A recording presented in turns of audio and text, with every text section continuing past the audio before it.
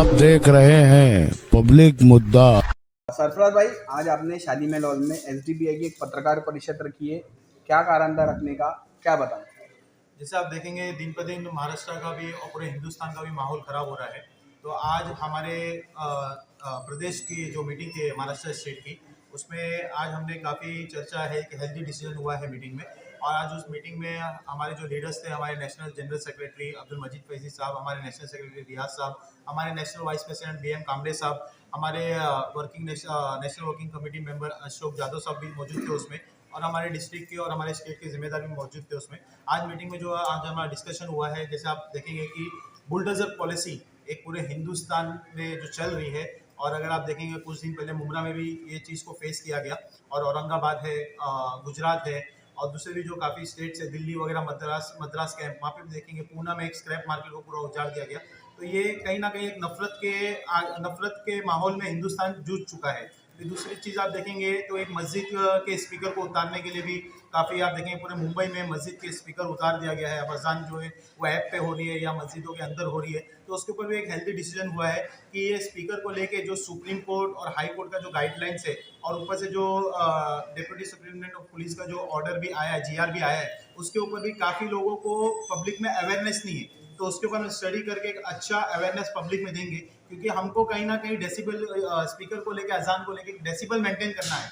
कहीं ना कहीं भूंगा उतारना ये कंपलसरी नहीं है, तो उसके ऊपर भी हम आगे चल के पब्लिक में अवेयरनेस करेंगे। और दूसरी चीज़, जो जन सुरक्षा बिल है, ये बिल कितना खतरनाक है, और इसके ये अगर बिल पास हो जाता है या अगर बिल को एक्ट बना देते हैं, तो उससे पहले हमको क्या करना है, उसके लिए भी हमारे इसके ऊपर चर्चा हुई है। और आने वाले वक्त में कॉर्पोरेशन इलेक्शन है महानगर पालिका का, उसमें भी हमारा एक हेल्दी डिस्कशन हुआ है कि पूरे जिला में महाराष्ट्र के हम कहाँ हमारी एसडीपीआई है और कहाँ हमको लड़ना है, और उसके ऊपर भी हमारी काफ़ी जो है हेल्दी चर्चा हुआ है। हमारी एक लेडीज विंग है WI वुमेन इंडिया मूवमेंट भी हमको आउटरीच करके कैसे उसको फॉर्म दूसरे डिस्ट्रिक्ट में लाना है, तो उसके ऊपर भी एक हेल्दी डिस्कशन है। सर, आपका थोड़ा सा परिचित दीजिए।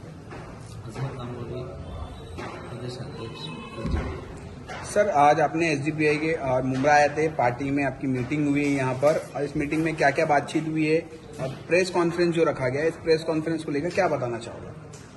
आज हमारे प्रदेश कार्यकारिणी की बैठक थी यहाँ पे, और बहुत सारे विषयों पे चर्चा की गई। खास करके जो महाराष्ट्र की जो सियासत है, वो जिस तरफ बढ़ रही है, वो महाराष्ट्र के लिए अच्छी नहीं है। हमने देखा कि मराठी अमराठी के मुद्दे उठ रहे हैं, वहीं पे जन सुरक्षा जैसे काले कानूनों को लाया जा रहा है। उसी के साथ जो है ना बुलडोजर नीति जो है, बुलडोजर जस्टिस, उसको भी प्रमोट किया जा रहा है। इस तरीके के बहुत सारे इश्यूज हैं जिसके ऊपर यहाँ पे चर्चा हुई, और आने वाले चुनाव के बारे में एसडीपीआई के यहाँ पे किस तरीके से रणनीति हो सकती है एक राज्य स्तर पे, उसके बारे में चर्चा हुई। और हम जो आए दिन हम देख रहे हैं कि भ्रष्टाचार के जो प्रकरण आ रहे हैं, चाहे वो मौलाना आजाद आर्थिक विकास महामंडल का भ्रष्टाचार हो, या फिर वक्फ के बारे में जो इश्यूज आए हैं वो भ्रष्टाचार हो, इस पर चर्चा हो गई। हमारी पार्टी ने ऑलरेडी इसके ऊपर स्टैंड लिया हुआ है और इसके बारे में आंदोलन कर रहे हैं, और एक स्ट्रांग मूव हम लोग इसमें लेने वाले हैं। जिस तरीके से आपने बताया, सरफराज भाई ने बताया कि वक्फ को लेकर हमारी मीटिंग हुई, तो क्या मीटिंग हुई आपकी? इसमें भ्रष्टाचार और वक्फ का पुराना नाता रहा है, खास करके महाराष्ट्र में। एक तरफ जब पर्सनल लॉ बोर्ड के साथ में मिलकर मुल्क के सारे मुसलमान वक्फ के प्रॉपर्टी को बचाने के लिए, ये जो वक्फ के लिए जो काला कानून लेकर आए हैं, वक्फ अमेंडमेंट बिल या वक्फ अमेंडमेंट एक्ट जो लेकर आए हैं, उसके विरोध में पूरे मुसलमान रास्ते पे हैं और फेजेस वाइज आंदोलन कर रहे हैं कि वक्फ की प्रॉपर्टी को बचाया जाए। वहीं पे वक्फ के जो चेयरमैन है और जो सीईओ है जुनैद सैयद, और चेयरमैन समीर काजी, ये लोग मिलके, आपने देखा होगा कि पुणे और मुंबई हाईवे के ऊपर एक जमीन जो है जिसकी कीमत आज के तारीख में 1200 करोड़ है, वो जमीन 9.5 करोड़ में बेचने के लिए उन लोगों ने सहमति दी। परमिशन पहले भी मिला था, लेकिन आज जो है ना उन्होंने उस तरीके से सहमति दी। अच्छा, ये कौन लोग है, ये समीर काजी कौन है? 2022 के अंदर जिनके खिलाफ में वक्फ बोर्ड ऑर्डर देता है कि समीर काजी के खिलाफ में एफआईआर दर्ज किया जाए, जो ऑलरेडी वक्फ के जमीनें लूटने के अंदर उन्होंने आरोप है उनके ऊपर, ये बंदा वक्फ में मेंबर बन के जाता है, बोर्ड का मेंबर बनता है। ना सिर्फ मेंबर, इनकी लॉबी देखिए करप्ट लोग कितनी, कि वो चेयरमैन बन के आते हैं। क्या हैरत की बात है। ये वक्फ कोई मालक नहीं है, और जो जमीन है वो देवस्थान की जमीन है, इनाम फ्री की जमीन आती है जिसको आप खलसा नहीं कर सकते। वक्फ ने अपने पावर के आगे जाके वो जमीन की जो कैटेगरी है उसको तक चेंज किया ताकि वो बेच सके। तो इन सारे मुद्दों पे हुई है। इस तरीके के कई सारे घोटाले हैं, ये तो अभी सरफेस पे आया है, इसके ताल्लुक से भी हम लोग आवाज उठा रहे हैं।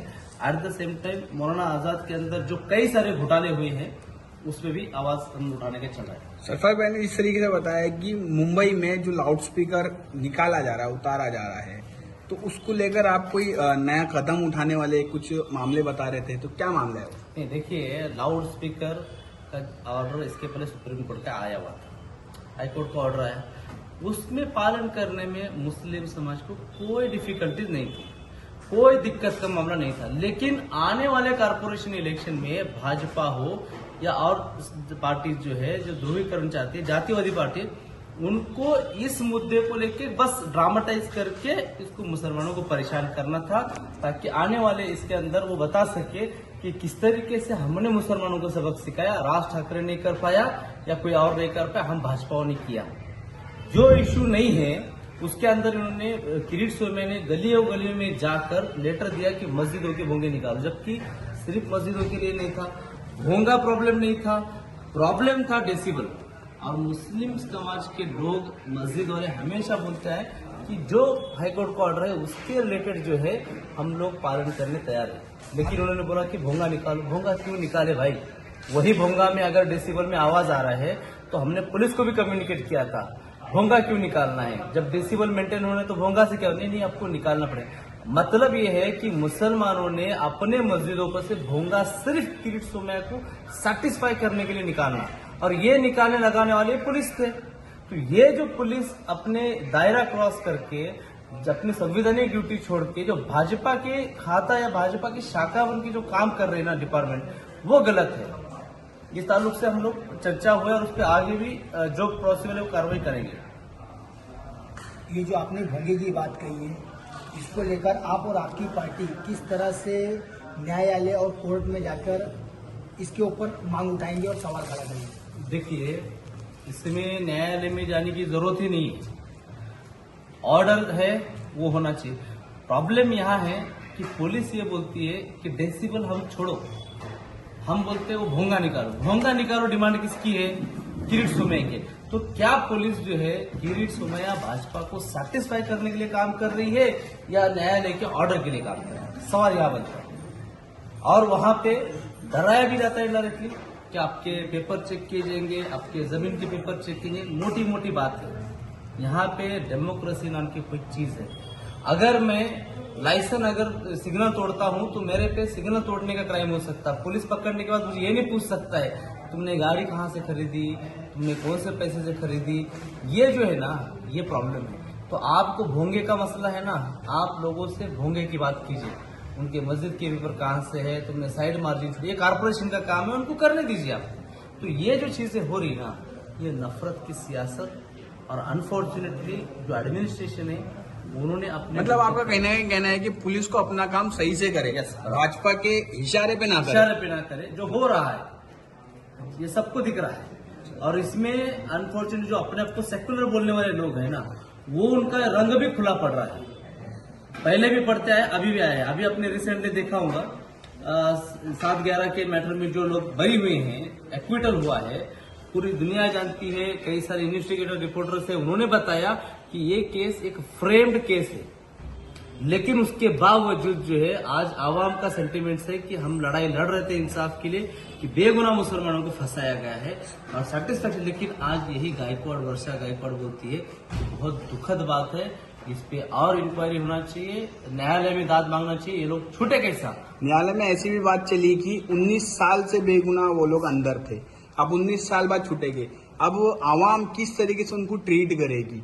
19 साल ऐसा कहा जा रहा था कि बॉम्ब ब्लास्ट में इन लोगों का हाथ है, तो आवाम इस तरीके से नजरिए में देखी जाएगी या अभी कुछ? हमें यही बोलना है कि पहले भी यही गुंजाइश थी और आज भी है कि इन काले कानून के तहत में और पुलिस एडमिनिस्ट्रेशन का गलत इस्तेमाल करके बहुत सारे नौजवानों की जिंदगियां बर्बाद की गई। चाहे यूएपीए के नाम पे।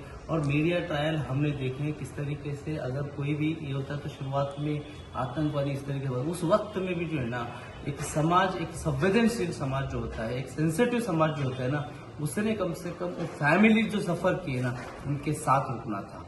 वो क्या होते क्या नहीं है वो डिसाइड करते। आज जब उनको बरी हुआ है ना, कम से कम उनके फैमिलीज के साथ में और इन लोगों के साथ में समाज ने एक रिस्पेक्टफुल रवैया रहना चाहिए। भले ही उनको जो फैसिस्ट फोर्सेस है वो एक आतंकवादी फैलाने के पीछे पड़े, लेकिन न्याय की हमेशा जीत होती है। न्यायालय